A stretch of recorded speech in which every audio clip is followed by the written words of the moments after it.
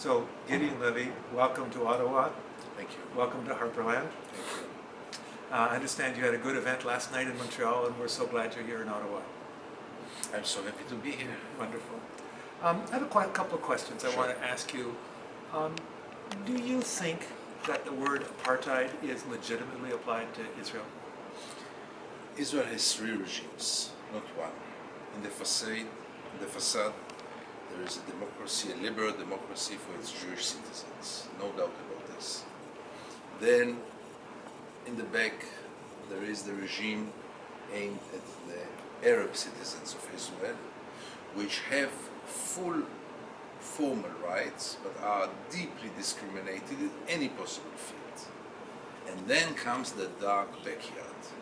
In the dark backyard, namely where 4 million Palestinians are living under a brutal military occupation for 50 years, there it looks like apartheid, it behaves like apartheid, and it is apartheid. It's precisely on the question of the Palestinians living in Israel that I want to push you a little bit. Because I have friends, I go to the Jewish Community Center and do my exercises, and I have friends there who go to Israel and come back and they say, Arab Israelis, I call them Arab Israelis, can go to the same stores, they go to the beaches, they go to universities. You're crazy when you say Israel's an apartheid state. So is this notion of apartheid state only applicable to the West Bank, or can you also apply it against Israel itself?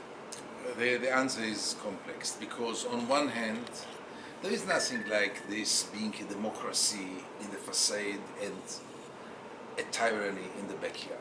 Because you can't be half democratic like you can't be half pregnant. Either you are a democracy for everyone or you are not. So to claim that Israel is a democracy is very problematic.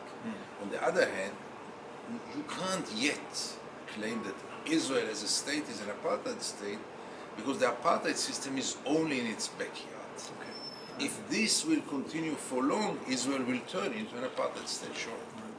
Do you think that the comparison to South Africa has some validity to it? Do you think there's some reasonable to? No honest person can claim that what is happening in the West Bank and Gaza is not apartheid. There's no way to describe it when two peoples share one piece of land and one people gain all the rights in the world and the other people don't gain any rights, no resources, nothing, then it's apartheid. In South Africa, eventually, outside pressure forced the white South Africans to change their regime, and F.W. de Klerk emerged looking for a South African partner. And what would it take for an Israeli F.W. Klerk to emerge out of the body politic? I don't see him emerging right now, because Israeli public opinion is by far too brainwashed. Life in Israel is by far too good. And Israelis have no incentive to go for any kind of change. I don't see any de Klerk emerging in Israel. I don't see any change coming from within Israel. The change will have to come from the outside. In the sense of, what kind of change are you thinking of from outside? I'm hoping for a change in policy of the Western world, which is financing the occupation, supporting the occupation, encouraging the occupation, to change its policies and to punish Israel for its crimes. And to be like a wake-up call for Israel to change its policy and to obey to the international law. It's all about obeying to the international law. Well, we are glad you're here in Canada.